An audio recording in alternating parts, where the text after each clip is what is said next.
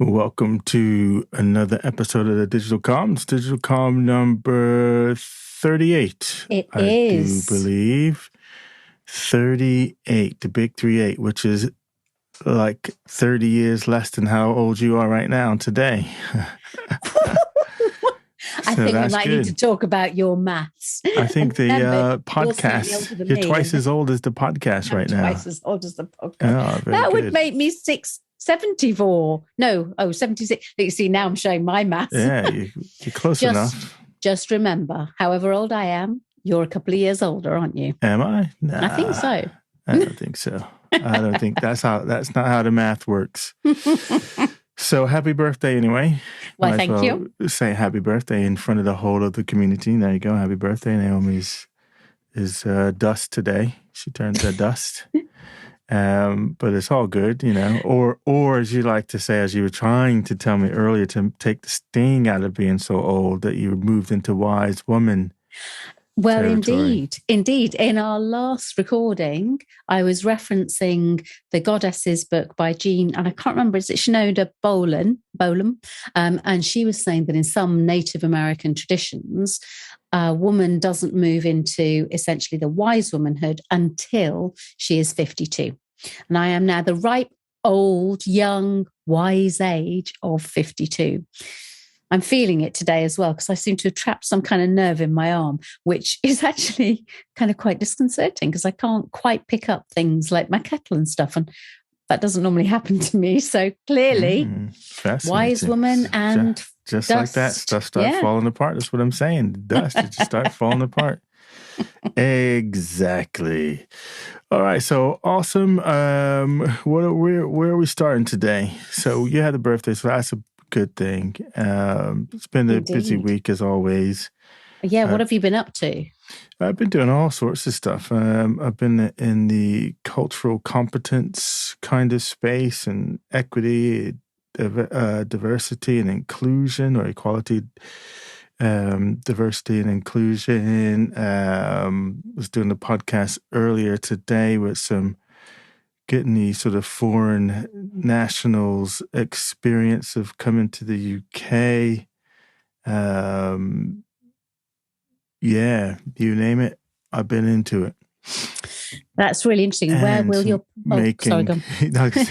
You breathed. You took a breath. I did take a breath, yeah. And I am facilitating, delivering, entertaining. Well, now that I'm saying it, I'm actually entertaining a crowd of hundreds tomorrow night, DJing live for Beer and Bubbly Festival. And I will be playing probably almost exclusively the Digital Comm soundtracks, because that's the kind of music that they want. So, oh my gosh, that's good.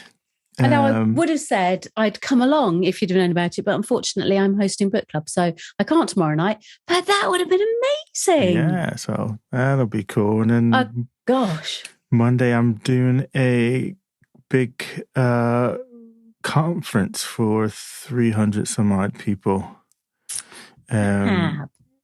And taking them on a journey about, what's that journey? The journey more is about exceptional place to work, I think, is that journey. So lots going on.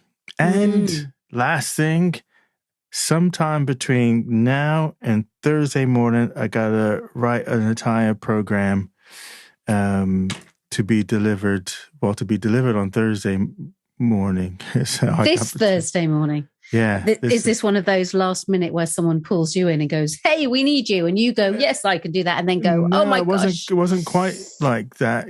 It's just that, well, no, I think I'm in the midst of the first module now. So it's been heavy delivery on that. So of course you don't necessarily have time to do design while you're in the middle of delivery. But now the date is upon me. So, anyway, so that's got to happen between tonight and tomorrow morning, because I'm delivering all day tomorrow morning. Gosh, of course. So am I allowed to ask what are we delivering here? What's the design for delivery? Well, it's all around the cultural competent leader.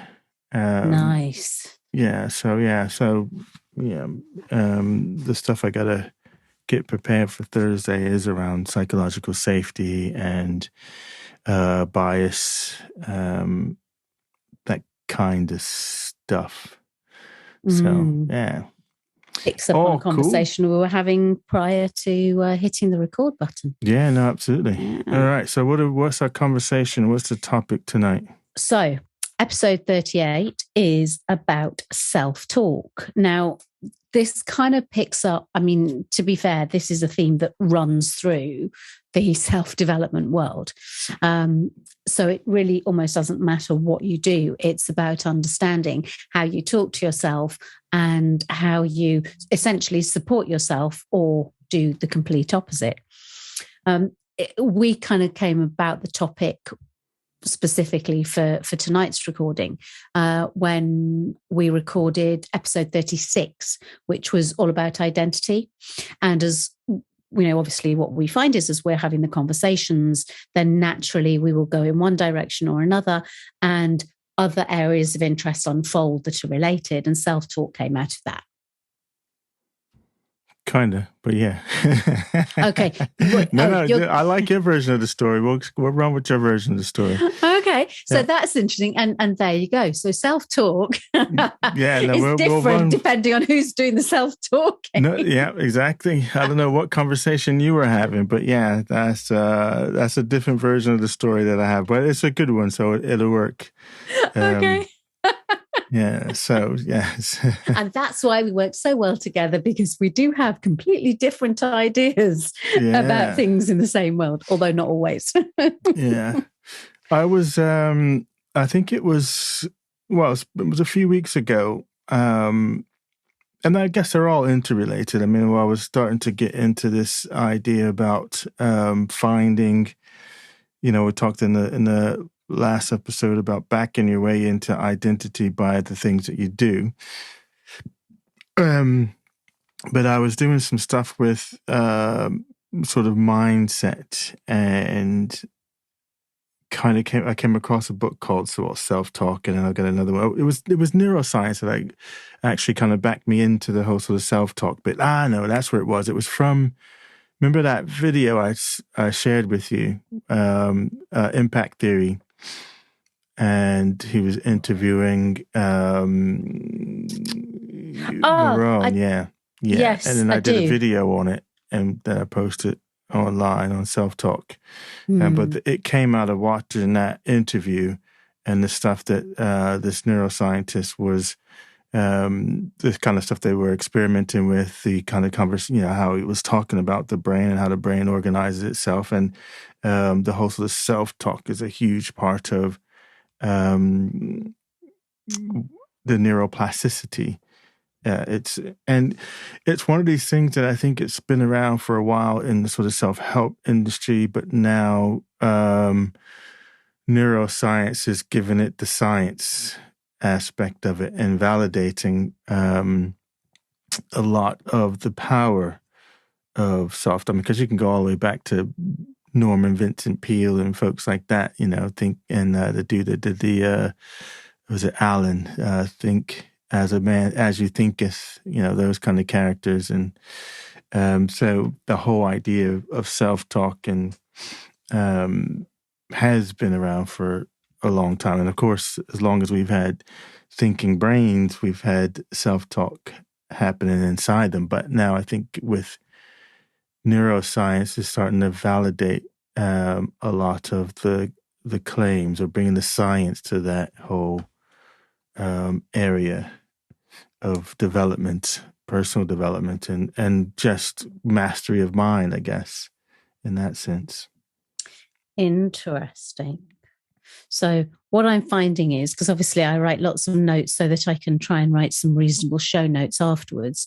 Because of this nerve in my arm, it's quite hard for me to write the way I normally do, which is interesting.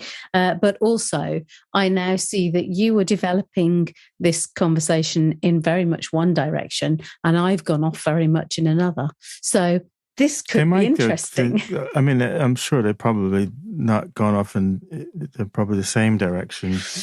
No, but I don't recognize. So all the things you've mentioned, other than the video, which I vaguely remember because it was probably about 3 weeks ago that you sent it. Yeah. So I've never heard of Norman Vincent Peale or Alan, or I'm sure you can't have been in personal development and not heard of As You Thinketh. I mean, it's like every book that's written on self-help has come from that book. Well, maybe that reveals kind of the flaw, a bit like anything to do with productivity in my world comes from Stephen Covey. But that's not always the case. It's just that I came to Stephen Covey first, and then but I mean, it's I don't know. Well, you're right. I guess you can do, but it's like it's almost hard to fathom that you haven't come across As a Man Thinketh, but. And again, I may have done, but not known that I did, which is quite often the way. Yes. So, I mean, it's a thin book, As a Man Thinketh, and it is the whole concept of, the thing that, what you think about is the thing that you become, and being mindful of, again, how you use your thoughts and what you sort of focus your mind on. So this book was published in 1903, so I mean it's old. and lots. I mean it would be older than my grandpa if he was still alive. Yeah, and but not by much. It's one of those ones that's. I don't think people. Well, I guess some people do quote it, but a lot of things that you pull out of it.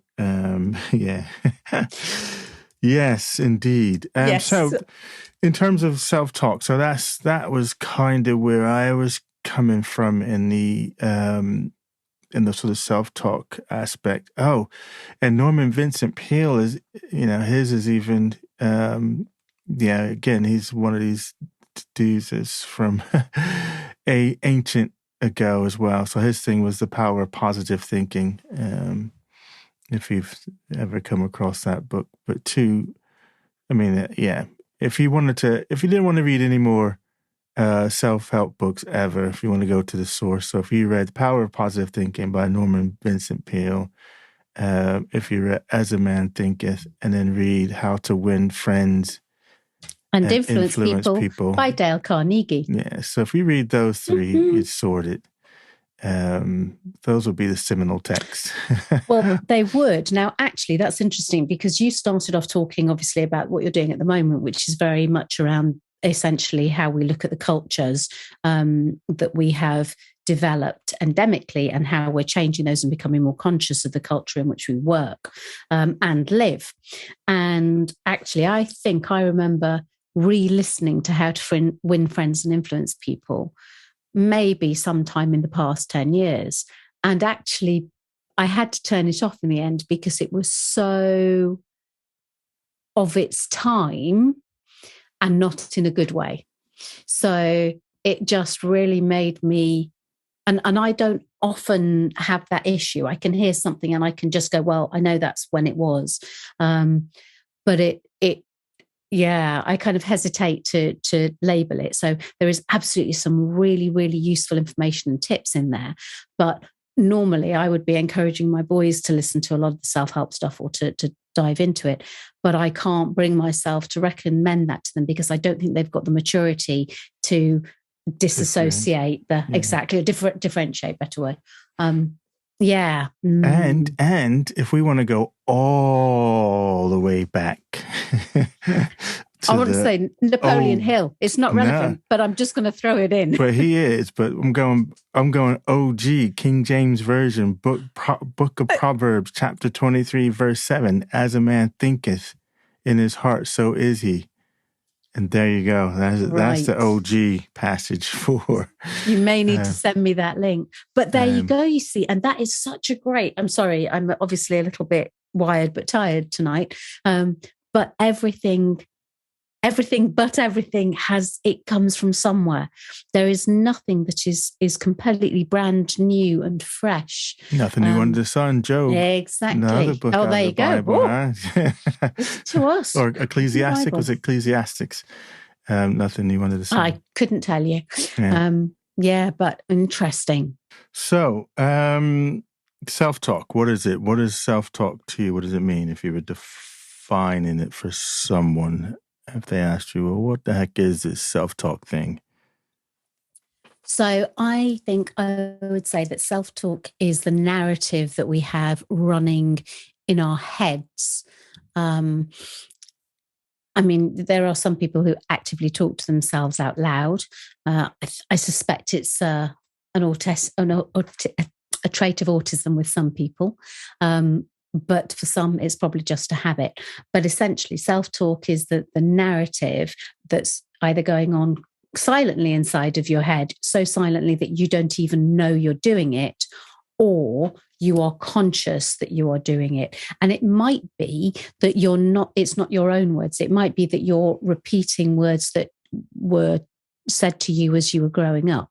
Um, in fact, I've just been reading a book for book club for tomorrow night where there is a little girl in it and she's 10 and she's an incredibly intelligent young lady.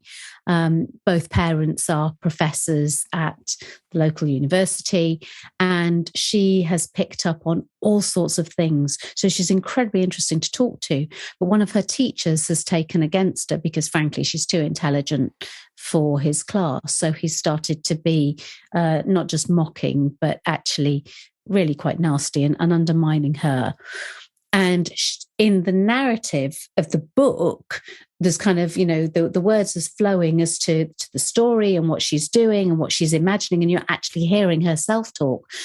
So she's talking about, and she's the fastest runner to pass the marathon on this side, and da da da da. And then in capitals, there are these horrible mocking words like, "Oh, you think you're so clever, don't you?" And they're just interspersed in this narrative of the book. And so that to me encapsulates self-talk really at its finest. You don't even notice that it's there, but when it is there, it's almost like it's so loud. How could you miss it? Yeah, and I think there's various levels of these different conversations that kind of go on in your head. So you've got your sort of thinking voice, and you probably have several other different voices that are talking. I think in its sort of simplest term, is your internal monologue. Essentially, is what your self-talk is, and it's kind of, as you said, it's the thoughts that go through your head on a daily basis, and you can look at it as how you talk to yourself about yourself. And some people do that in a positive frame, and some people do that in a negative frame.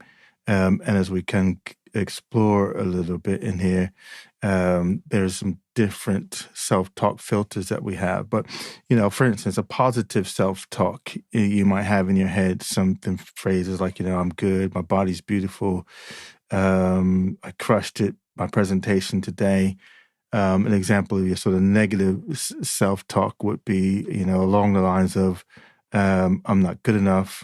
I really need to lose 5 pounds, or I don't do well during, I won't do well during my presentation tomorrow. So that kind of aspect of positive, negative. And then there's neutral self-talk. So stuff like, I'm human. And it's probably more sort of factual base. I weigh 150 pounds. I spent 2 hours preparing for a presentation that I'm doing tomorrow. So that would be an example of sort of neutral self-talk. But yeah, it's this internal monologue that we have going in our head all the time. And I think the power and the point of it is being able to, like you said, sometimes you don't notice it, but the power of it and self-mastery comes in listening to the voices and paying attention to the self-talk that you do, and figuring out, how are you talking to yourself about yourself? And if it's in a negative way, which has its massive effects, it's about how do you reroute that and turn it and use it to your advantage. Because in this whole sort of neuroplasticity, and these thoughts that you have, they're rewiring your brain, and they rewire your brain, and then in doing that, it affects your behavior as well. So it's one of those things that if you're not careful, not paying attention to it, you're causing yourself perhaps more struggle than you need to have. Absolutely.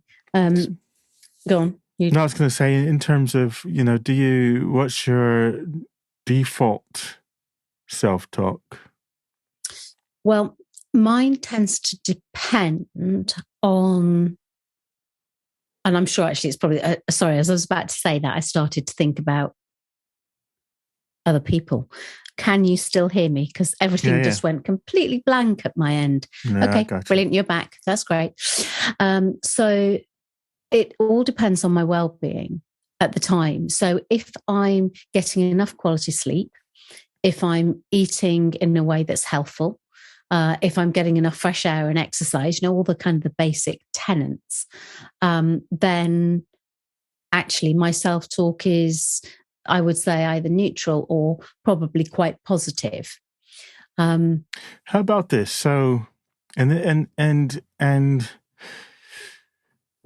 when you are faced with something that you're not doing on remote, so a challenge comes your way, or something goes wrong, or something unexpected happens, because I think there's an element of, throughout the day we're mostly in a trance, and it's mostly just rote thoughts that are flittering through our head. And they say we have something like upwards to 70,000 thoughts going through our head on any given day. So there's a lot of noise that's kind of going on in the head, kind of like the book you just said. So there's, there'll be some commentary, then another voice will come in, then a memory will come in, and you'll play that story out. So you'll be listening to a story that you've heard in the past, or you'll be imagining a story that's going to happen a little bit later on. So, and I think it's in those times that you're in the story. Then there isn't the self-talk. You're in the story and watching it, or you do start to take on the feelings associated with the story. But when what's your natural tendency in terms of something that's stress, something that's out of the ordinary, something that's unexpected curveball? So if it really depends on where I'm at, but if it's an unexpected curveball that is it's something, essentially, if it's something that requires me to step up to deal with it, I will step up to deal with it, no problem. And it's interesting that I threw the word in "no problem" there. I do pick that up. If it's something where, and I've had this a lot actually in the last 6 months particularly, I haven't had enough space to myself, which is lots of people need a variety of space. I am definitely an introvert these days, and I need much more space to myself than I have been having. And so I have noticed that if it's something that's stretching me out of my comfort zone, but not massively, then actually, my self-talk has been negative. Can I really do this? I can't manage the technology. I mean, you know how often I'm calling you for help with technology. And, I'm not stupid. I am capable. I look at things online, but I just don't understand the language or what it's telling me. But with these things that are almost close to my comfort zone, but just outside, it's like I kind of fall down a bit of a pit. If it's something that's actually serious, that requires me to kind of actually pull myself together, then I'm absolutely fine and I get on with it. It's strange, but I do know that has a bearing on my self-talk, and my self-talk has a bearing on how I respond. Yeah, no, because I don't know if I'm trying to think of the lady's name right now, but we were talking about growth mindset and the fixed mindset. Some people have a natural fixed mindset, which tend to be more on the negative side and more see the holes in things and more see why things can't work versus how they can work. And I can look when we play the next song. I'll look. It's Carol Dweck, isn't it? Yeah, that's it. Yeah. So that's interesting. So I would have said, and in fact, I think pretty much most people who know me and have known me for most of my life would say that I have a growth mindset, but I feel that I've almost fallen into having a fixed mindset because I kind of got so tired. I was stressed for so long dealing with, the more challenging stuff in life. And it was almost like I've fallen into this fixed mindset stuff. And it was actually, for want of a better term, but it was doing my head in, because it's like, this is not me. And, for kind of a few years, I was having this internal struggle of my default is not who I am. And so there's, I've been doing a lot of work on that and diving a bit deeper and, getting into that point where I've picked myself back up again and reconnected with myself at that deeper level, which is kind of like, okay, I really have no idea if this is going to work, but I'll give it a shot. And so I've come back into that. The one thing I'll leave it this thought, and then we'll go into a song. And you mentioned about narratives, and I think that's an important point to reiterate again in terms of the stories that we tell ourselves. So narrative being a story. And one, as human beings, we're storytelling animals. That's what we do on day in, day out. I mean, we thrive and live, and I don't think we could exist without stories. That's just a basic part of our DNA is storytelling. And whether that's you talking with another human and telling stories about what you did last night and whatever, and what you're going to do tomorrow and the party you're going to. So it's constant stories are going on. But what a lot of people maybe don't switch on to or recognize necessarily is that you also have these stories with yourself. So there's loads of stories that we tell ourselves. I have almost anything. I'm this kind of person, and it's because of this. And the more you reinforce those stories, the more they become true, even if they don't have any basis in reality at all. They then become true to you because you keep telling yourself the story in a different version of the same story over and over and over and over again. And I think that's one of the points I was bringing out in the video, is that they may seem harmless, the stories, and they may seem natural. Even just, in that several paragraphs that you just said now, there was several narratives or stories that you've probably told yourself, repeatedly to the point where, they become true, whether they're true or not. In reality, but we'll come back and pick up on that. Oh, it's one of those nights where I'm the candidate for a digital comic because I forgot we were doing the party. I was so listening to that song, I almost missed that it was over. I wasn't even paying attention. I was too busy listening to the song. Well, that was funny because I was thinking, it's interesting. I mean, I'm obviously very conscious that I feel very wired but tired. And so I can hear that in the threads of what I'm saying is maybe a little bit harder to follow. Whereas you are you're in delivery mode, actually, which is really interesting. It's rare that I see you like this. It's really curious, but absolutely perfect candidate for digital card. Yeah, tonight is the night, definitely. So I ran off during that because I'm sorry, I know I'm interrupting you, but because I wanted to share the book that we read in book club. Okay, yeah. So it's called There But Further by Ali Smith.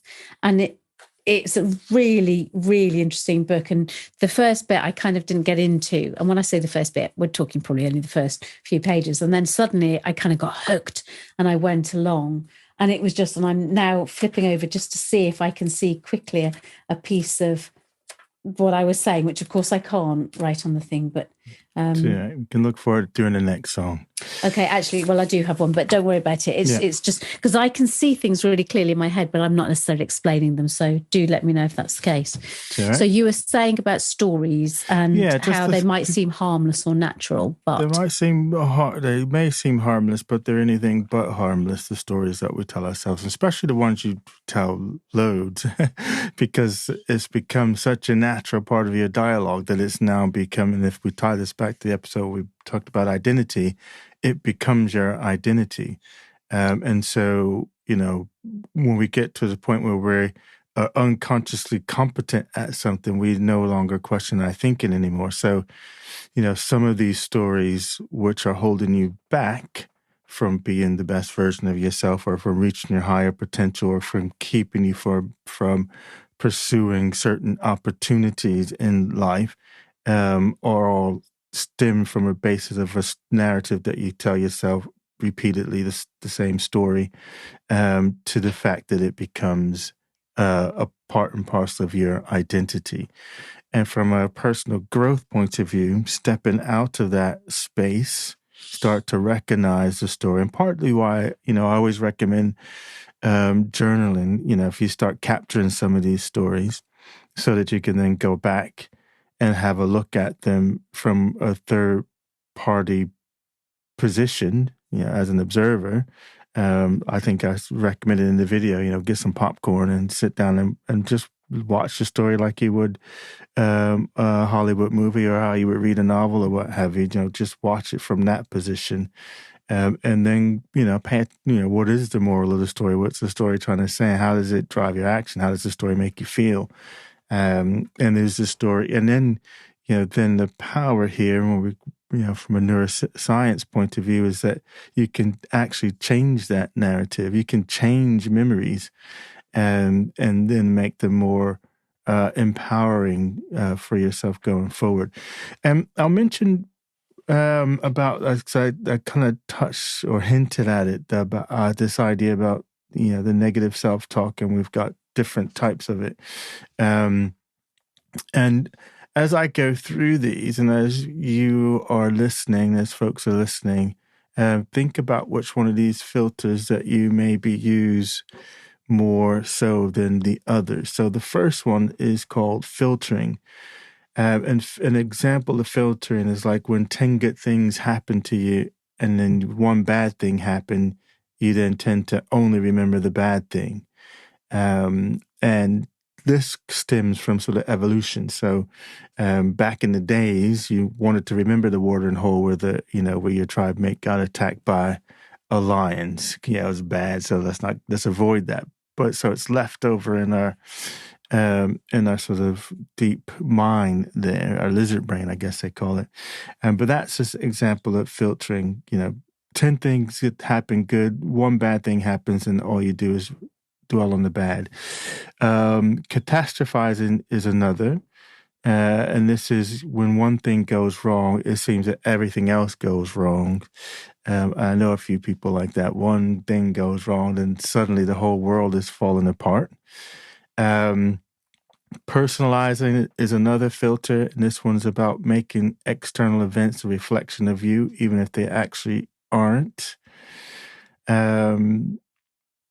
Polarizing is another one. So events or traits are seen as either 100% good or 100% bad. There is no in between. Rehashing, there's a couple more here. So rehashing is thinking about the past in a negative, unproductive, and circular manner.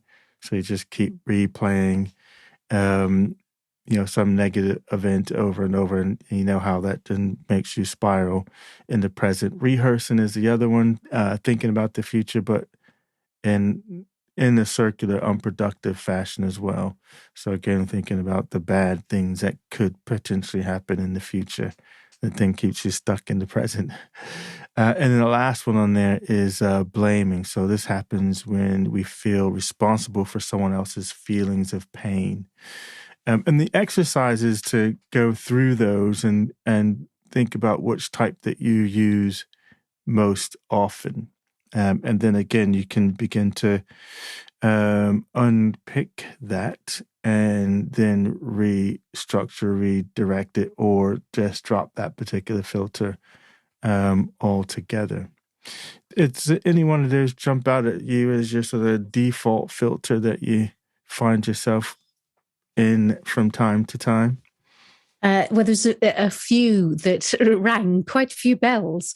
But first of all, the very first one, when you were saying about that filtering, the 10 good things and the one bad thing, do you remember I think it was an advert, I can't remember what the advert was for, but it was Maureen Lipman playing the Jewish grandmother. And her grandson rather, had got his, I think it was O-level results. So actually this was quite some time ago. And, this boy he'd managed to get something like 9 A's and 1B in his O levels. And that was when A was, an A, that was it. You couldn't get any more. And Maureen Lipman turns and she goes, so what was the B in? And it's kind of that's actually a very typical cultural Jewish kind of thing, where you're like, well, what was the B in? So that made me laugh. And I think I've probably just trashed actually Maureen Lipman and an advert, which was to do with ology rather than an O level. Anyway, never mind. In terms of me personally, again, when I'm stressed and kind of run down, worn out, then I tend to polarize. Everything's 100% good or 100% bad. And I do see this in one of my teenage sons as well. And I know a few people who do that. Well, actually, who do the lot. You can think of all of it. People who personalize things, and you it's almost like you sit there and you watch and listen as they unfold this story.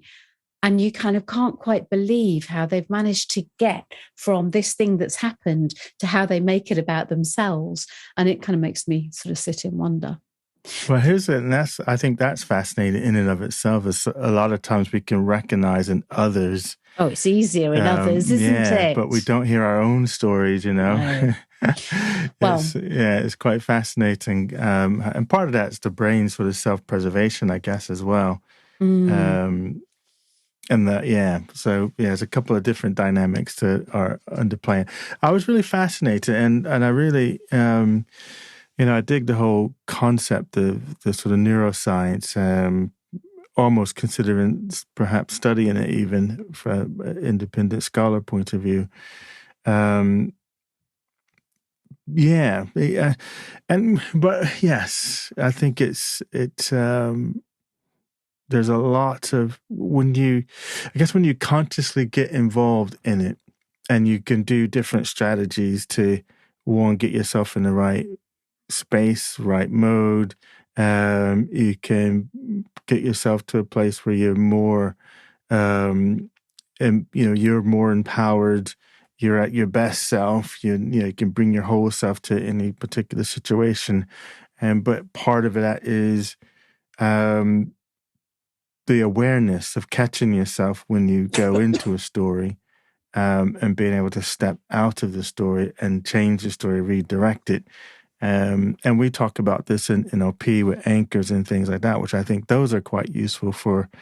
And an anchor, for those who maybe not into the neuro-linguistic programming in NLP, is an associated thought or feeling or emotion with a sight or sound or a smell or a touch.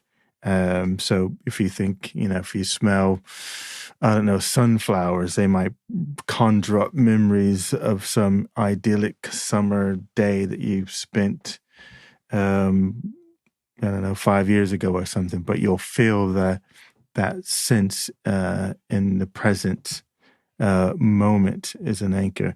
And I always thought anchors were pretty cool. Like I have a few auditory ones. Like I play the soundtrack to The Last of the Mohicans when I need extra like energy and drive and focus. Like, I got to take this thing down. Then I play that soundtrack. In fact, I say auditory. I play the soundtrack and I play the scene in the opening of that movie when they're running, chasing after that deer. It just fills me with loads of energy. So that's an anchor that I have that can quickly change my state at any moment. But yeah. Music's a really good one for that, actually, isn't it? So if I pick up anything from Greece, for example, and I play, any one of the songs from Greece, actually, and I can instantly change, and I am absolutely transported kind of into a different place. There's so many things that you've said there. You were talking about different strategies to get ourselves kind of into the right place, sort of the right time, the right mindset, and to bring the best version of ourselves to us in that moment. You've just mentioned music as one, or particular songs. What other things can we do that that will, what other strategies are there for helping us get back there or get to there? If we're still on the anchor aspect, there's, there's as you say, the song, there's a touch, or even just an item, like, if you have a particular necklace or charm that you have, a ring can do the trick. Sometimes people act as anchors as well, both in a positive and a negative way. If you can think, I'm going to see that person, then sometimes you get knots in your stomach, knowing you got to spend time with that person, or someone that has the opposite. Oh yeah, I'm going to go see that person. You're all happy and you haven't actually seen them yet, but you get really excited that you're going to see them. So there's those kind of various different anchors that you can apply as well. And I think from a larger, so that's almost a tactic. A larger strategy is this idea of spend a week or something paying attention to the stories that you tell yourself, quite often. And you'll know the stories. And write them down or journal them so that you can then watch them back as a moviegoer. With the popcorn and all of that, and just, play the movie out inside your head. And then, what is that story? What do you get from the story? How does it trigger you? Those sorts of things. And then, because we're all authors of our own story, you can then edit the script and change it to empower you versus to disempower you from that way. But the first step in that whole gig is awareness. And it's funny. And it's like, okay, well, awareness. How do I know the stories?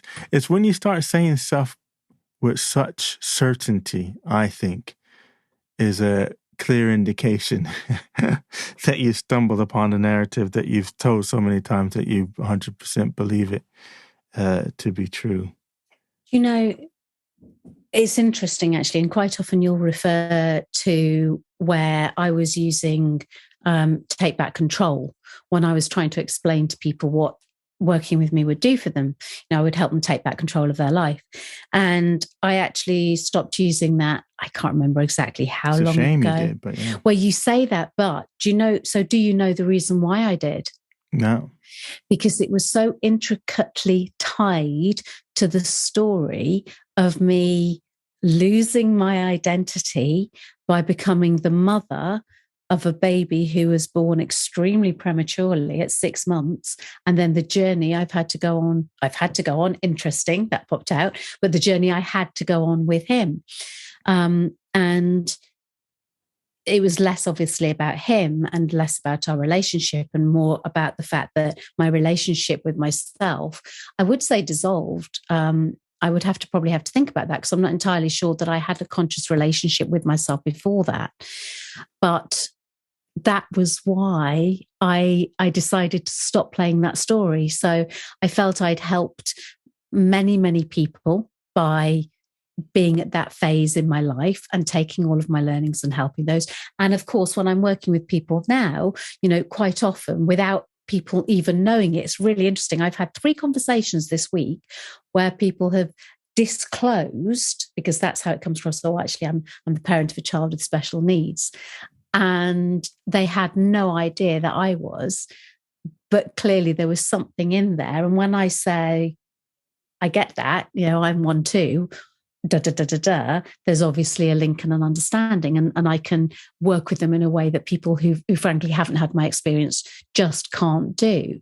But that's why I stopped using that when I was telling people about what I did, because it was keeping me stuck. It was actually stopping me from growing. It was stopping me from changing. So the story behind Take Back Control was the thing that was keeping you stuck. It was just the phrase because I have no story behind it. So the phrase, because it's very, it's exactly what, like in this instance, this is about taking back control of your mind, because the mind will just run rampant. I mean, it's a beautiful tool, the mind is. And this is the thing that fascinates me. It's an absolutely wonderful tool, but a lot of times we just let it run wild.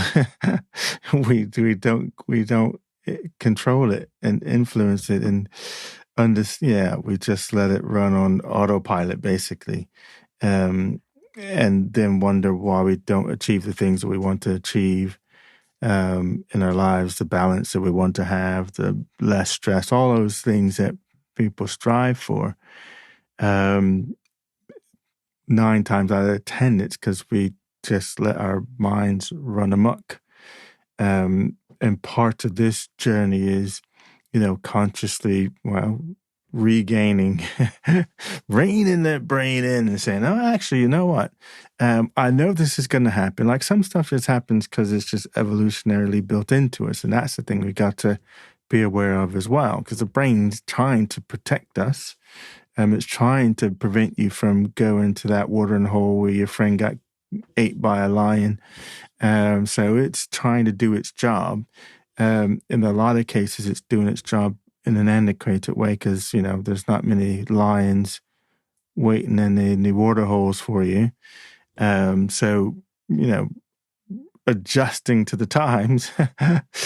Yeah. So, yeah. Interesting.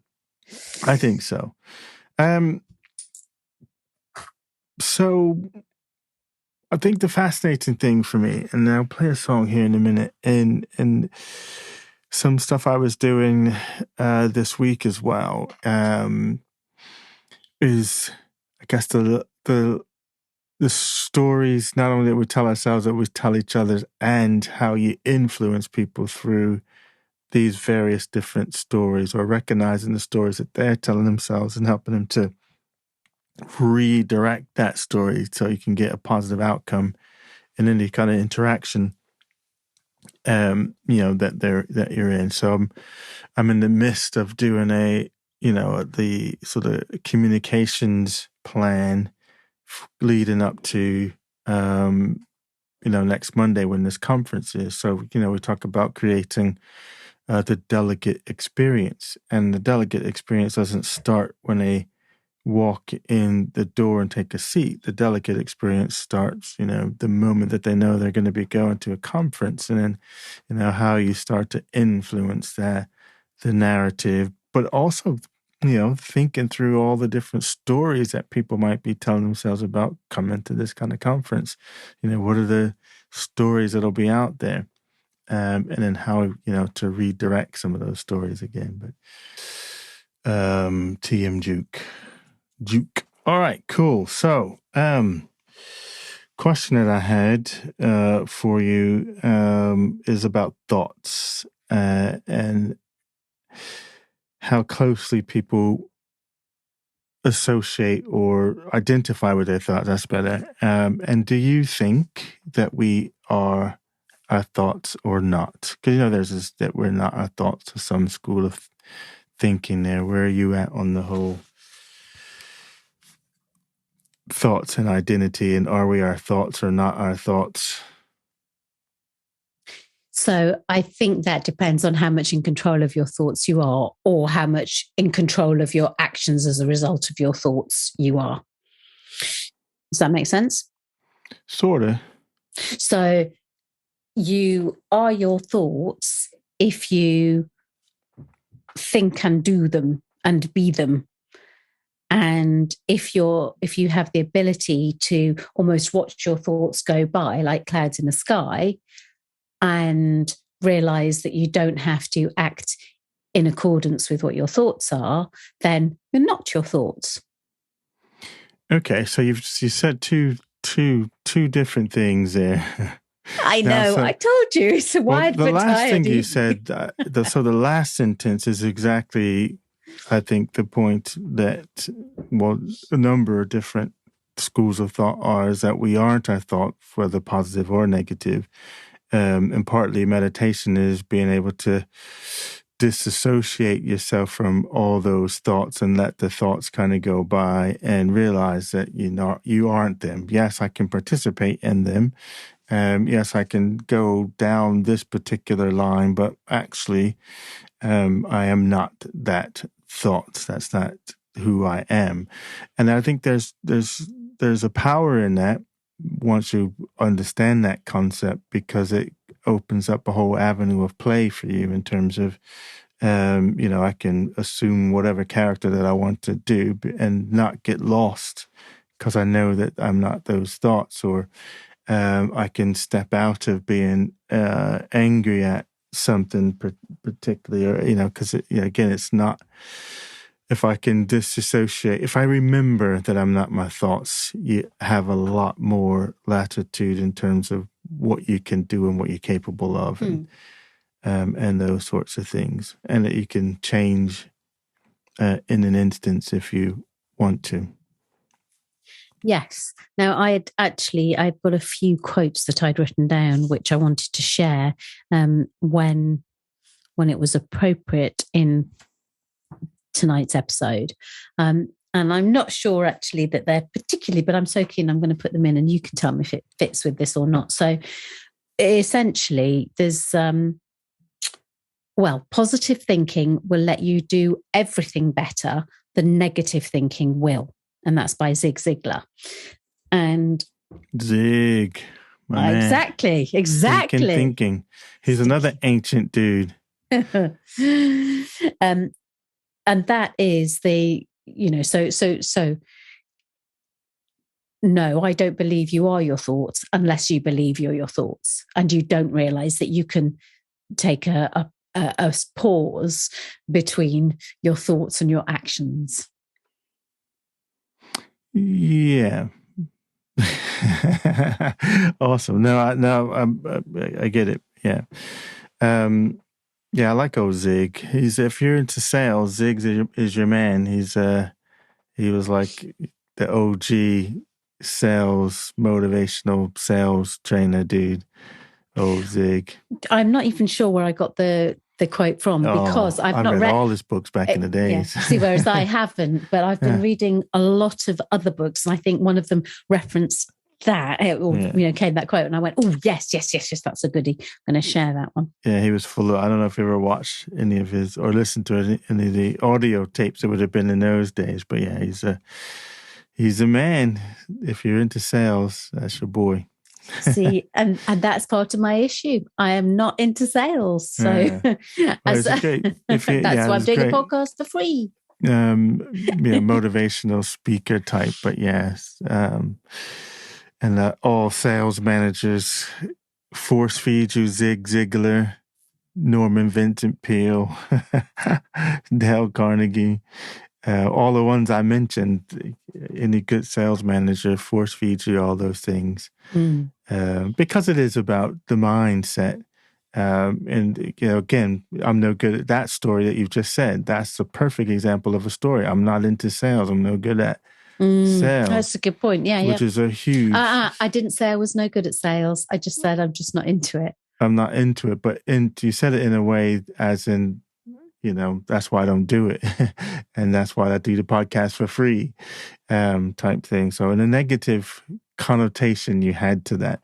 But this is why I think they feed these types of books to us, because those are stories that you tell yourself in your head, and all the things that you associate with sales, and you take those on, and I don't want to be them. And so then you're reluctant to engage in this particular activity, even though when you think about sales, that we sell every single day, whether it's what do you want to eat for dinner tonight, or whether let's go watch this movie, everybody's constantly selling. And in fact, you've been selling before you could speak.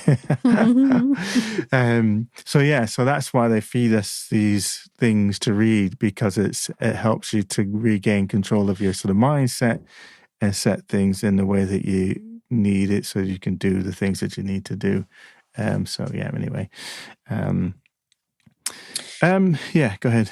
Well, so one of the things that I'd also been thinking about when we were preparing, or when I was preparing for tonight, was I was thinking about mantras and affirmations. So, we're talking about thoughts. So thoughts are, I suppose, they kind of start off almost as abstract things until we become conscious of them. And then from there, I kind of went down so what's a mantra and what's an affirmation? And I struggle a bit with affirmations, because if you're, so an affirmation would be something that you're saying that's not yet true, but you want it to be true. And for me, that doesn't work. And I suppose I would question the ethics of it depending on what it was about.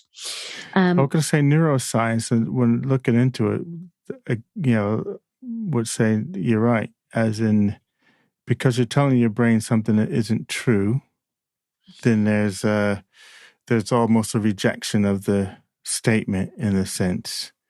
Okay. So that makes sense. So what I'd written down in my thoughts and my notes was, kind of if nothing is yet true and you have a value about honesty, then you're always going to struggle with making, an affirmation because it's not yet true. And then I've put your subconscious rebels and can cause all kinds of consequences. Yeah.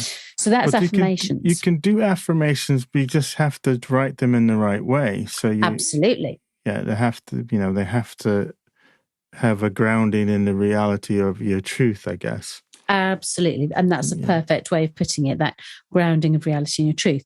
And actually, that's really where I got to when I was looking at mantras. And I was thinking, well, actually, if you're creating, I'm sorry, I've just said actually about 17 times. But essentially, if you have a mantra, so we talk a lot about time. So if I say to myself, I have enough time to do everything that I want to do, there is actually more than a grain of truth in that, even when I feel completely stretched because I've actually overloaded myself and I can't do things as, to the quality maybe that I want to do or to the depth.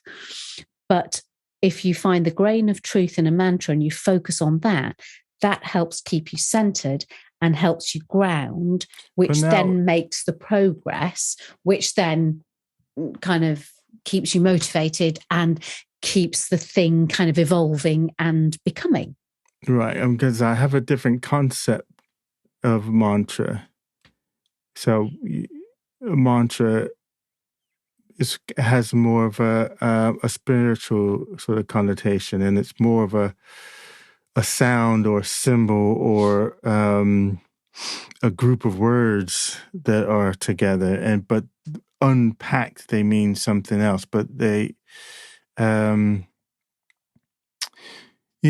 guess it depends on where you're coming from on mantras. Because I guess there are, if you're doing your motivational chant, I think I can, that kind of thing. Could be construed as a mantra as well. The NLP in me is going, think. You've got to get rid of the think, sorry. I think I can. Mm-hmm. As a mantra. Whereas some people have that as a mantra, I think. That's that's a non-entity because I can't even get my words out because I'm kind of like my head's just gone. Because if you think you can, then that's about your thinking. It's like if you say, I'm trying to, then all you get is the trying. No, so it's about putting it into the linguistically, present. That's an example of a motivating chant that some people do use. Wow. So again, so we can improve on that one. Yeah, I wouldn't use it personally. I'm just saying, mantras are generally, sacred utterances. So a mantra is generally more around the spiritual sort of sacred utterances, particular sounds that are grounded in some spiritual or magical power, basically. Then you've got some people who use this sort of motivational mantras, like, that think I can comes from, the nursery rhyme of the little red caboose, isn't it? I think I can, I think I can, I think I can. So, that's where that comes from, that story. But there's others. I don't know if you guys had that story in the UK, but it's called something caboose, different. But now you've given me the rhythm. Yeah. I vaguely remember it, but not well enough. So if anybody listening knows, please let us know, please. Yeah. So mantras. What was your other one you said? It was mantra? So affirmations. And that was when it's the, kind of it's about having an affirmation. I suppose really it's about having something that's grounded in the truth, regardless of whatever you want to call it. so that you can build on the truth and take yourself forward. And actually going back to when you were talking about anchoring. So again, anchoring is moving you from kind of point one to point two, but you've got to start at point one. You can't just jump to point two because it's not grounded in anything. So it's about understanding the link, the steps along the way. And I guess, yeah, whether it's an affirmation, whether it's a mantra, there's probably a whole other host of words. I just can't bring them to mind right now. I think I like both of them, and they serve different. They serve different purposes. A mantra and the affirmations, but they're hitting at different modalities. I think, in terms of kind of how they're used. If I was thinking about how I organize my own sort of mindset, so I don't tend to have. Well, I don't think I'm trying to think, when do I do sort of negative thinking? Well, if you do, you hide it incredibly well. Just because I'm trying to think when I do, I think mainly my first default thing is, I guess because I have a belief that it's a waste of time, then I don't really spend any time doing it. Whether that's a false belief or not, but that is my belief that it's a waste of time. So my tendency is always to jump to the positive, or look for some other way, or there's some other way to skin, to climb. I was going to say skin the cat, but some people might be offended by it these days, especially since I have cats. There's another way up the mountain is kind of how my mindset is in it. So that doesn't tend to be, it's because of that belief of thinking that that's a waste of time. So I don't engage in it. Sorry, I didn't mean to cut you off then, but I really like that, because again, if I'm falling down the pit of negative thinking, then actually, because you're right, because I believe, I'm sorry, you've just given me one of those, moments where the light bulb really goes on, because I also believe that negative thinking is a complete waste of time. And I kind of hadn't realized that actually, or maybe I'd just forgotten that. But if I fall down the pit of negative thinking for whatever reason, then of course I'm fighting with myself even more, because I'm doing something that's totally against my beliefs, as well as wasting time. Okay. Yeah, but and sometimes it's self-awareness as well. I think how self-aware you are. So do you recognize when you get into the edge of falling into the pit, or you don't recognize it until you're in the pit? So some of it is about understanding the triggers, so that you don't end up in the pit to begin with. And again, that's a self-awareness part of the gig, is recognizing the signs and the symbols and the minefields, and think, all right, if I keep going down that track, then I'm going to be in the pit. Then when I'm in the pit, then it's harder to get back out of the pit. So yeah, that whole sort of self-aware piece of noticing that. And that takes us right back to the beginning, when I was saying about I need enough time. And I'm not the only person, but actually it's about that art of stopping. So taking those pit stops through the day. So would you say that would be a story too, that you need... No, I wouldn't. I wouldn't, because I know where my brain is. Yeah, I know you would. Yeah. But I know that my brain cannot function. You know this as a sportsman. You can't constantly go. You have to have rest and recovery. And rest and recovery will give you growth to the same extent that actually going out there and taking the action will. But you can't always just take action. You have to have rest and recovery. Yeah, I guess how you're using it is like you've got something that's a break from your normal routine, is how you put that across, versus every night I go to sleep is when I have my rest and recovery, and then I'm ready to go the next day. But yours sounds like it's something different from sleeping. I don't know. But then I'm saying... It is. Right, exactly. So now, maybe that's because I don't have enough quality sleep or quantity of sleep to do that. And I'm only saying, and we don't have to go much further into it, is so if it was me, then I would be challenging my own thinking if I held that thought, because I would be looking for another way where I didn't need that. Because once I create a dependency on something, then I have to create these conditions and get into those conditions. It was something that I picked up and learned from writing when I was getting into the whole writing, and I always remember this and it was the greatest piece of writing advice I ever received. I think where the basic was don't create rituals. Learn to write standing in line in the grocery store with screaming kids around you on the back of a napkin. And so don't create rituals around the thing because you want to use all the time that you can use to do your thing. Because the moment you start to create rituals, then you can't get to that space until those rituals have played themselves out. So that would be, if it was me, I would be challenging the need for that ritual versus to say, I've got 5 minutes, do what I need to do in my 5 minutes that rejuvenates me, is how I would be looking at life. That's all. I mean, that's just my personal thing, is I like to challenge my own thinking on anything that I find that's limiting you, basically. So I get that. I definitely get that. And I hear what you're saying. I agree with it to an extent. I'm not saying change it. I'm just saying I would challenge it personally. I mean, it would. My character would be I would challenge it. I know where I am at the moment, and I know what I need at the moment. Yeah, that's it. I mean, but it's So, and again, it's just. But that's an example of the. Yeah, for me, that's a perfect example of a story. It's a perfect example of a story that could be rewritten. But I think what happens, and this is the crux of and we'll go to a song here in a minute.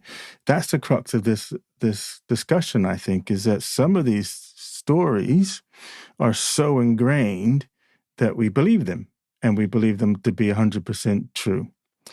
But when we go back to that conversation we were having about we are not our thoughts, when you really grasp that concept, then you realize that you can change any habit, you could change any anything that you're grounded in, any beliefs, you could change anything in an instant. When you really grasp the concept that we are not our thoughts, when I talk about limitless, you become limitless when you really grasp the meaning and the power behind that statement. And go ahead. And for what it's worth, again, I do agree with that. Like I was saying before, we go from one point to another. I am really pleased with myself for actually giving myself what I need, which is space, which is rest, which is peace, which is whatever. And actually, for many, many people, it's actually giving themselves something that's so important, because for those of us who are constant givers, we deplete ourselves instead of repleting. And therefore, at this moment, for me to recognize that is really enriching and, in fact, is empowering. I also recognize I haven't got to where I'm going, as it were. But at this point, that's really important. And I think for a lot of people that listen to the podcast, I think it's really important for them to be aware of that. And we have to go at our own pace, and we have to understand what supports us at the different times. And I would say I would 100% disagree with that.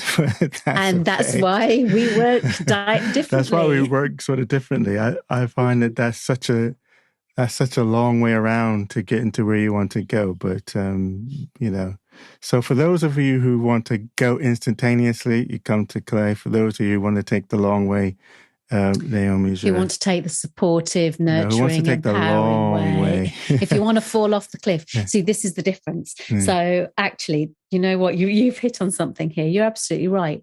Because we could do this your way, but if somebody is in a raw state where they have nothing left underneath, in my words aren't coming, but essentially it's about being safe. And some people, that's exactly what they need. They need that big boot of yours up their backside, bang, off the cliff. And there are times when, as we know, that's absolutely what I've needed. So I don't use a boot. So I think that's your misunderstanding. I'm not a drill sergeant type of guy, but I'm also, in fact, if you into NLP and Bandler, I mean, that was their whole point. That was their whole point against therapy. In terms of the reason they invented NLP was that you don't have to go that long route, and you could change in an instant when or you even understand, quicker than that, or even quicker than that when you understand the mechanism. So their whole point about having to go to therapy and having to go through that long sort of process was partly the development of that. But and that's just a school of thought. And I'm coming from an experience of, again, just recognizing, and it may be my need for my thing with, I don't know how to describe it. Just an understanding that, I don't know. It's hard to describe, but it's the mind is such a powerful tool, and you can use it how you want to use it. If you want to use it in a fast way, you can. If you want to use it in a slow way, you can. If you want to, and my language is probably provocative. If you want to play around with all that stuff because it helps you to stay in the problem longer and feel comfortable and blah, blah, blah, then that's a way to go. In fact, a lot of times if I find someone who's so grounded in that space, you can tell that they're not ready to change. Absolutely. And there's, they want to stay stuck in the story. And for me, it's like, if you want to change, I'm happy to help, but it doesn't feel like you're ready to. And for me, it's nothing wrong with that. If for whatever reason, you still need to hang around in that space and, it's providing you some utility. But when you get to that, as Tony Robbins would say, when you get to that point where the pain of staying the same is greater than wanting to, when you get to that point where the pain is just too much and you're ready to move, you're not going to move. You're just going to hang in that space until that point. But once you get to that point, things go by fast. And that's when I know, when you can see it, I don't know. I mean, I can see it anyway, where someone's just going to be hanging out in the space. Well, I think we both can, because that's what we do professionally. And actually, I would like to just, I'm laughing because I'm not sure if I'm justifying or challenging, and I'm probably doing a bit of both. But just to be clear, I don't do the long haul. It's not therapy, but it is. We have a different approach and a different understanding that we bring. We definitely do. And let's play one last. Well, let's play this tune. Come back, say our goodbyes. You know what we didn't do, and we did it last week, but we failed to do it this week. And I'll do this before we go away, and that is to plug the fact that we have our newsletter, where this podcast is distributed. And the newsletter is always one of those unfortunate names. It's an email. This comes out, we distribute this via email. It comes out every Wednesday. Subscribe and it gets delivered straight to your inbox. It's the best way to interact with the podcast. One, because you get it and you get all the various different forms, the music form, this full version that you're listening to if you made it this far. You get the non-music version, you get the playlist, you get a bunch of other stuff that comes along with that newsletter and getting in that way. So encourage you to do that. Encourage you to connect with us on Twitter if you want to have conversations in between episodes, or you want to comment about, this particular episode, or any episode. The easiest way to speak to us is through our Twitter at DigitalCalm. Or if you have the newsletter, you can hit reply on that, and we'll get your messages that way as well. We do have an email, but we haven't given that one out yet. So maybe I'll start putting that on the newsletter as well. So the proper email, not the newsletter email, if you wanted to communicate with us in that way. Those are the main places if you want to get a hold of us. But the thing is, sign up. And if you already are signed up to the newsletter, pass it on to someone else that you think that would benefit from listening to this. Okay, so final thoughts. Well, thoughts are never final, but our concluding thoughts on self-talk. And we kind of got sidetracked there a little bit prior to that last song. Oops. We went on a tangent. Rounding out your thoughts on self-talk. Go. So my thoughts around self-talk are that to really empower ourselves, we can help ourselves by taking that step back, by becoming aware of what our thoughts are and how we're acting or reacting to them, and then making conscious decisions about what we think and how we act as a result. Awesome. No, I like that. So absolutely. So paying attention to the 70,000 thoughts that are flowing through your head on any given day. Maybe not all of them, because that's the kind of thing I do, and that's not a healthy thing. Starting to filter some of those out, but then notice the ones that that are doing you a disservice by holding you back or limiting you in some way, shape, or form, and know that it is in your gift to re-script that self-talk. I think it's important to use this in the opening about the narrative, because it's not, it is the story. So we have some complete narratives or complete stories that we tell ourselves over and over to the point that we believe them, regardless of whether they're grounded in reality. So I think it's important to recognize those stories. And then the beauty in this whole thing, and if you're into this, get some more into the sort of the science behind it and neuroscience, is that you can absolutely rewrite that entire story, and then start to tell yourself a different story and give that story strength, and then you can benefit from the new story that you scripted.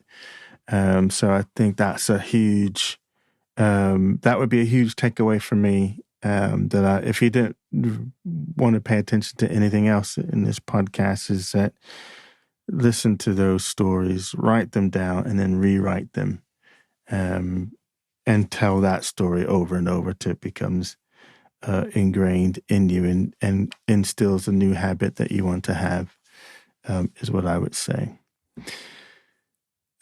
Great topic. Neuroplasticity, self-talk, self-narratives, all of it is great stuff. And for me, it's the whole sort of key to being an empowered being. This self-mastery of mind. There's no other way. This is the key. This is the way to go. If you're into this kind of thing, it's the way to go. All right. I think that's it. I would say, well, just before we sign off, so if people do want to sign up to our newsletter, it is, if they go to www.getrevue, which is revue.co/profile/digital calm. So that's www.getrevue.co/profile/digital calm. And as Clay says, that will sign up for a weekly email. But honestly, it makes it so simple. You get all the links for the different ways in which you can listen to the podcast and engage with us in the way that works for you, whether it's words and music, whether it's words, whether it's just the music. Come and play with us. Yeah, join in the conversation as well. I think it'd be great. That'd be lovely.